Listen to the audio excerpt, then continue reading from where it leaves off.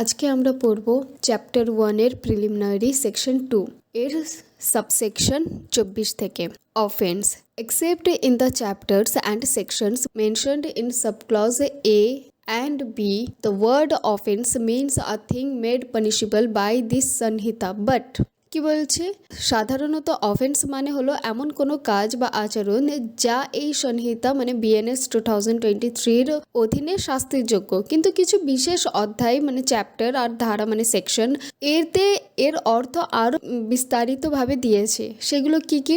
In chapter 3 and in the following section namely subsections 2, 3, 4 and 5 of section 8, এবং এছাড়াও এই যে এতগুলো যে সেকশন অ্যান্ড সাবসেকশন দেওয়া রয়েছে এই বিএনএস বইয়ের মধ্যে, এই সবগুলোতে অফেন্সের কথাটা আরো বেশি করে ইন্টারপ্রেট করা হয়েছে, মানে বেশি করে বলা হয়েছে। এবার কি বলছে যে কিছু নির্দিষ্ট চ্যাপ্টার ও সেকশনে অফেন্স মানে শুধু বিএনএস এর অধীনে নয়, বরং কোনো বিশেষ আইন মানে স্পেশাল ল বা স্থানীয় আইন মানে লোকাল ল ভাঙার জন্য শাস্তিযোগ্য কাজকেও অফেন্স ধরা হবে। ঠিক আছে, মানে কেউ যদি এরকম বলে যে না না বিএনএস এ যা যা লেখা রয়েছে সেগুলোই খালি অফেন্স, বাকি অন্য কোনো একটা আমরা অফেন্স বলে মানবো না, কিন্তু এরকম তো হয় না যে যেগুলো হচ্ছে স্পেশাল ল, যেরকম হচ্ছে আমাদের জম্মু কাশ্মীরে স্পেশাল ল, তারপরে হচ্ছে লোকাল ল যেরকম হচ্ছে ওয়েস্ট বেঙ্গলের ল্যান্ড লটা হচ্ছে লোকাল ল, তো এগুলোতেও তো কিছু আইন ভাঙার কিছু নিয়ম রয়েছে, শাস্তি রয়েছে, তাহলে এগুলো কি বিএনএস এর আন্ডারে পড়বে না?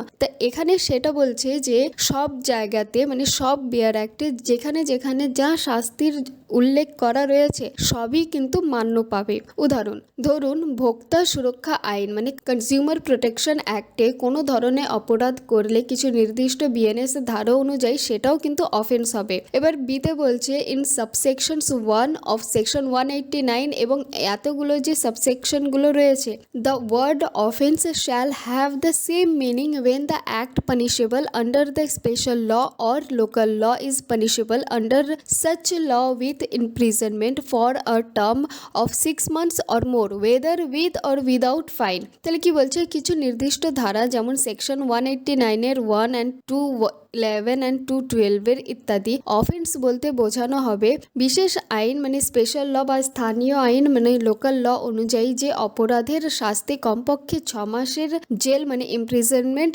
জরিমানা থাকুক বা না থাকুক মানে ফাইন থাকুক বা না থাকুক। উদাহরণ কোনো স্থানীয় আইন অনুযায়ী যদি কেউ 1 বছরের জেল যোগ্য অপরাধ করে তবে সেটাও ওই নির্দিষ্ট বিএনএস ধারা অনুযায়ী অফেন্স হিসাবে ধরা হবে, কিন্তু যদি কোনো স্থানীয় আইন ভাঙার জন্য সর্বোচ্চ শাস্তি হয় কেবল 1 মাসের জরিমানা, তাহলে সেটা এখানে অফেন্স হিসাবে ধরা হবে না, কারণ সেটা হচ্ছে কম শাস্তির যোগ্য অফেন্স। ঠিক আছে। 25 omission denotes as well as a series of omissions as a single omissions. তাহলে ওমিশন হচ্ছে মানে উপেক্ষা মানে কিছু না করা। ঠিক আছে, তাহলে ওমিশন বলতে বোঝানো হয় একটি কাজ না করা মানে সিঙ্গল ওমিশন, অথবা একাধিক কাজ না করা মানে সিরিজ অফ ওমিশন। ঠিক আছে, তাহলে এখানে কি বলছে যে একটা ওমিশনে কি হবে যে যদি কাউকে খাবার না দিয়ে মেরে ফেলা হয় তাহলে এটা হচ্ছে একাধিক ওমিশনস। আবার হচ্ছে যে কোনো সরকারি অফিসার রিপোর্ট দাখিল না করা, এটা হচ্ছে একক ওমিশন। ভালো করে বুঝি, তাহলে ওমিশন মানে কি হচ্ছে যে একটা ইলিগাল কিছু যেটা তোমার রাইট হয়, যেটা তোমার দায়িত্ব ছিল করার কিন্তু তুমি করোনি। কেমন? যেরকম আমি আগের উদাহরণে পড়িয়েছিলাম যে একটা বাবা তার দায়িত্ব হচ্ছে তার সন্তানকে খাবার দেওয়া, রোজ খাবার দেওয়া। ঠিক আছে, এবার দেখা যাচ্ছে যে তুমি আজকে দিলে না খাবার, কালকে দিলে না, পরশু দিলে না। ঠিক আছে, মানে সকালে বিকালে দুপুরে রাত্রে কোনো টাইমই খাবার দিলে না, তাহলে কি হচ্ছে এটা হচ্ছে একটা সিরিজ অফ ওমিশন, মানে তুমি এই কাজটা করছো না, তুমি তোমার দায়িত্বটা পালন করছো না। এই সিরিজ অফ ওমিশনের জন্য কি হবে যে তোমার বাচ্চাটা মারা যাবে, তাহলে এটা হয়ে গেল একাধিক ওমিশন। ঠিক, এবার এখানে সিঙ্গল ওমিশন কোনটা হবে যে তুমি কোর্ট থেকে কোনো সমন পেলে বা তোমাকে হয়তো ট্যাক্স পে করতে হবে, সেটা একটা ওমিশন তুমি করলে না, তাহলে সেটা একটা ওমিশন হবে। Next 26 person includes any company or associations or body of persons whether incorporated or not. তাহলে পার্সন মানে ব্যক্তি। এবার পার্সন শুধু মানুষ নয়, আরও কিছু হতে পারে, যেমন হচ্ছে কোনো কোম্পানি পার্সন হতে পারে, কোনো অ্যাসোসিয়েশন মানে যেমন হচ্ছে ক্লাব সংগঠন পার্সন হতে পারে, বা যে কোনো বডি অফ পার্সন মানে দল গোষ্ঠী, মানে বলে না যে আমরা এই দল করছি, আমরা ওই দল করছি, আমরা মহিলা দল করছি, সেরকম কিছু। তারা আইনি স্বীকৃতি পেয়ে থাকুক বা না থাকুক তারাও পার্সন হবে, মানে ইনকর্পোরেটেড অর নট, তাহলে সবাইকে পার্সন ধরা হবে। যেমন হচ্ছে টাটা কোম্পানি পার্সন, একটি registered trade union person, register না হলেও কোনো গ্রুপ যারা অপরাধ করেছে পার্সন।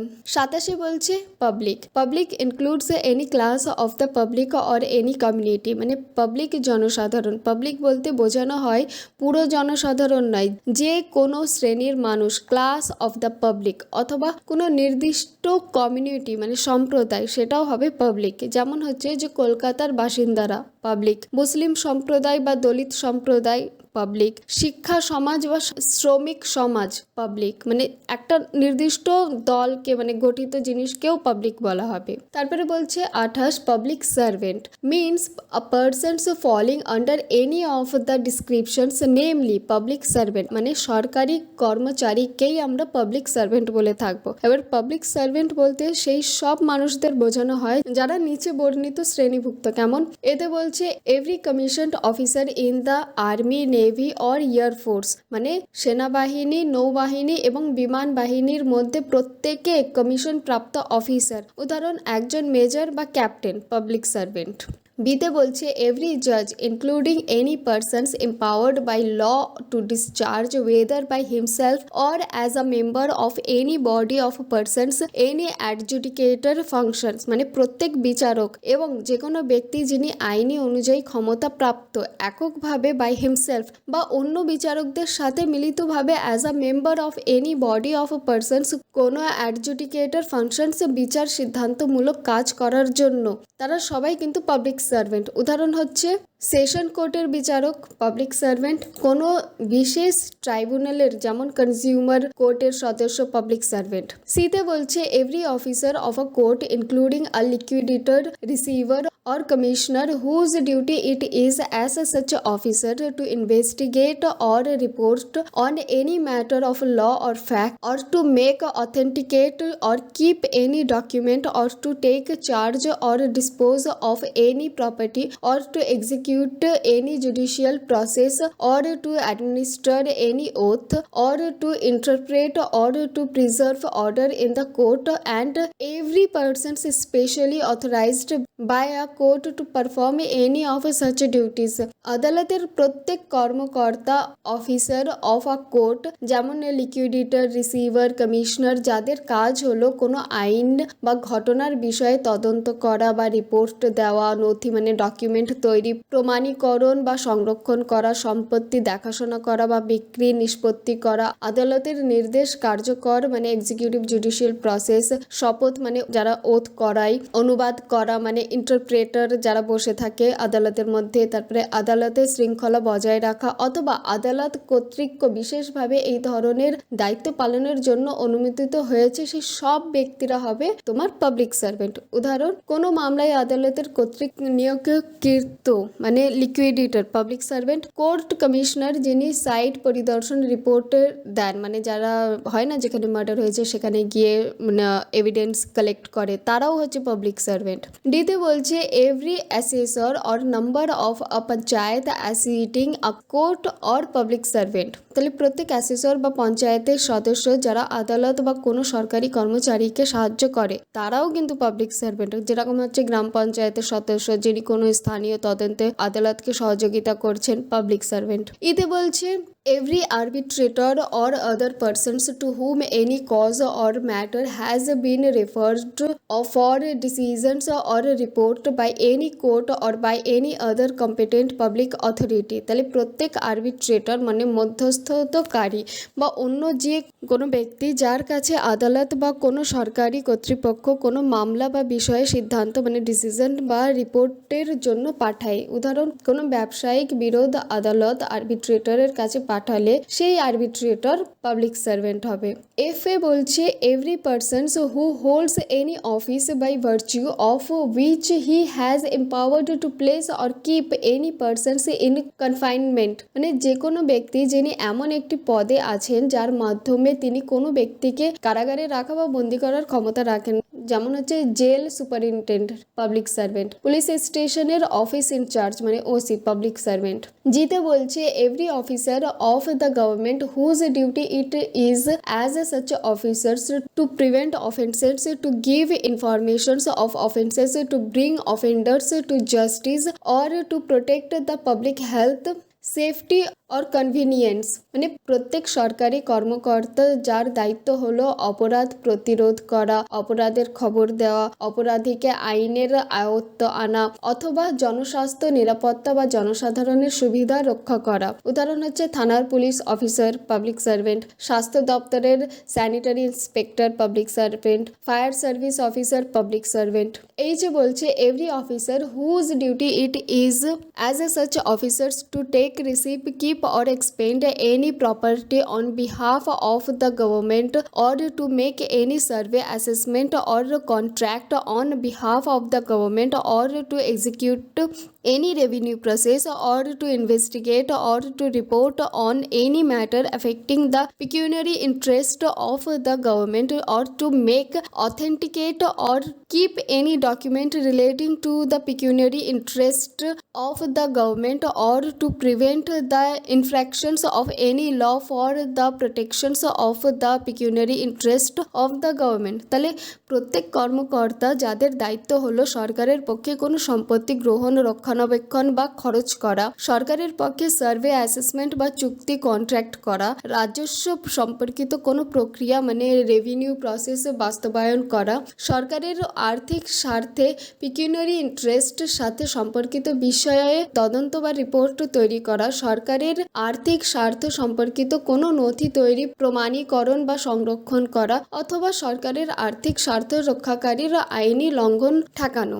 যেমন হচ্ছে ভূমি রাজস্ব কর্মকর্তা মানে ল্যান্ড রেভিনিউ অফিসার, সরকারের হিসাবে নিরীক্ষক মানে গভর্নমেন্ট অডিটর, তারপরে কাস্টম অফিসার। তাহলে এরাও হচ্ছে পাবলিক সার্ভেন্ট। আই বলছে every officers whose duty it is as a such officers to take, receive, keep or expend any property, to make any survey or assessment, or to levy any rate or tax for any secular common purpose of any village, town or district, or to make, authenticate or keep any document for the ascertaining of the rights of the people of any village, town or district। তাহলে প্রত্যেক কর্মকর্তা যার দায়িত্ব হলো কোনো গ্রামের, শহরের বা জেলার সাধারণ ধর্মনিরপেক্ষ উদ্দেশ্য, সেকুলার কমন পারপাস সম্পত্তি গ্রহণ, রক্ষণাবেক্ষণ বা খরচ করা, সার্ভে বা অ্যাসেসমেন্ট করা, রেট বা ট্যাক্স আদায় করা, অথবা গ্রামের, শহরের বা জেলার মানুষের অধিকার নির্ধারণের জন্য কোনো নথি তৈরি মানে ডকুমেন্ট তৈরি করা, প্রমাণীকরণ বা সংরক্ষণ করা। উদাহরণ হচ্ছে পৌরসভার ট্যাক্স অফিসার, গ্রামের ভূমির জরিপ কর্মকর্তা, জেলা পরিষদের সম্পত্তি বা আদায়কর্তা। যেতে বলছে every persons who holds any office by virtue of which he is empowered to prepare, publish, maintain or revise an electoral roll, or to conduct an elections or part of an elections। তাহলে প্রত্যেক ব্যক্তি যিনি এমন কোনো পদে আছেন যার মাধ্যমে তিনি ভোটার তালিকা মানে ইলেকটোরাল রোল প্রস্তুত, প্রকাশ, সংরক্ষণ বা সংশোধন করতে পারেন, অথবা কোনো নির্বাচন, ইলেকশন বা নির্বাচনের কোনো অংশ পরিচালনা করতে পারেন। উদাহরণ হচ্ছে নির্বাচন কমিশনারের রিটার্নিং অফিসার, ব্লক লেভেলের ইলেকশনস অফিসার্স, ভোটার তালিকা প্রস্তুতকারী ও সরকারি কর্মচারী ইত্যাদি। কেতে বলছে এভরি পার্সন। এবার এভরি পার্সন কোনগুলো, এবার কের আন্ডারে চলে আসছে রোমান 1, যেখানে বলছে in the service or pay of the government or remunerated by fees or commissions for the performance of any public duty by the government. নিম্নলিখিত ব্যক্তিরা ও পাবলিক সার্ভেন্ট হিসাবেও গণ্য হবে কে, যিনি সরকারের চাকরিতে service or pay of the গভর্নমেন্টে আছেন, অথবা সরকার কর্তৃক কোনো পাবলিক ডিউটিতে সম্পাদনের জন্য ফি বা কমিশন পান। উদাহরণ সরকারি অফিসার যেরকম হচ্ছে IAS, IPS, ক্লার্ক ইত্যাদি। কোনো আইনজীবী যিনি সরকারি কমিশনের মাধ্যমে কাজ করছেন। রোমান 2 বলছে in the service or pay of a local authority as defined in clause 31 of section 3 of the general clause act 1897, 10 of 1897, a corruptions established by under a central or state act or a government company as defined in clause 45 of section 2 of the Companies Act 2013 18 of 2013 তাহলে যিনি স্থানীয় কর্তৃপক্ষের মানে local authority চাকরিতে বা বেতনে আছে, যেমন জেনারেল ক্লজ অ্যাক্ট 1897 এর ধারা 331 এর সংজ্ঞায়িতে রয়েছে, মানে ওর ডেফিনেশনে রয়েছে, অথবা কোনো কর্পোরেশন যা কেন্দ্রীয় বা রাজ্য আইনি প্রতিষ্ঠিত, অথবা সরকারি কোম্পানিজ অ্যাক্ট 2013 ধারা 245 এর ডেফিনেশনে যে চাকরিতে আছেন তারা। উদাহরণ হচ্ছে পৌরসভার কর্মচারী, এলআইসি বা ফুড কর্পোরেশনস অফ ইন্ডিয়া এর অফিসার, তারপরে হচ্ছে কোনো পিএসইউ মানে পাবলিক সেক্টর আন্ডারটেকিং মানে কর্মী, যেমন হচ্ছে ওএনজিসি, এসএআইএল ইত্যাদি। এবার পড়ি এক্সপ্লেনেশনস। এতে বলছে a persons falling under any of the descriptions made in this clause are public servant whether appointed by the government or not. তাহলে কি বলছে যে উপরোক্ত কের বর্ণনায় আসা সকল পাবলিক সার্ভেন্ট হবে, সরকার তাদের সরাসরি নিয়োগ করেছে কি না সেটা কোনো ব্যাপার না। উদাহরণ, ঠিকাদার যিনি সরকারের হয়ে ট্যাক্স সংগ্রহ করেন, এরাও কিন্তু পাবলিক সার্ভেন্ট। বিতে বলছে every persons who is in actual possessions of the situations of a public servant whatever legal defect there may be in his right to hold that situations is a public servant. যে কেউ বাস্তবে যদি public সার্ভেন্টের অবস্থান দখল করে থাকেন, তার আইনি নিয়োগে কোনো ত্রুটি থাকলেও তিনি পাবলিক সার্ভেন্ট হিসাবে গণ্য হবেন। যেমন হচ্ছে যে যদি কোনো সরকারি কর্মচারী নিয়োগপত্রে কিছু ত্রুটি থাকে, তবুও তিনি কাজ করলে পাবলিক সার্ভেন্ট হিসাবেই তাকে ধরা হবে, ঠিক আছে। সিতে বলছে elections means an elections for the purpose of selecting members of any legislative municipal or other public authority of whatever character the method of selections to which is by or under any law for the time being in force. তাহলে election বলতে বোঝানো হচ্ছে যে কোনো নির্বাচন যার মাধ্যমে সদস্য বাছাই করা হয়। তাহলে আইনি সভার মানে লেজিসলেটিভ বডি, পৌরসভা বা পৌর কর্তৃপক্ষের মানে মিউনিসিপ্যাল বডি, অথবা যে কোনো পাবলিক কর্তৃপক্ষের যেখানে নির্বাচন আইন অনুযায়ী পরিচালিত হয়, যেরকম হচ্ছে লোকসভা নির্বাচন, পৌরসভা নির্বাচন, পঞ্চায়েত নির্বাচন, এরাও কিন্তু পাবলিক সার্ভেন্ট। তাহলে ইলাস্ট্রেশনে বলছে a municipal commissioners is a public servant. তাহলে কি বলছে যে একজন মিউনিসিপ্যাল কমিশনার মানে পৌর কমিশনারকেও পাবলিক সার্ভেন্ট ধরা হবে, কারণ তিনি স্থানীয় কর্তৃপক্ষের হয়ে জনগণের কাজ করেন এবং সরকারের বেতন ও সুবিধা পান। তাহলে বোঝা গেল যে কারা কারা পাবলিক সার্ভেন্ট হতে পারে। আজকে এই পর্যন্ত।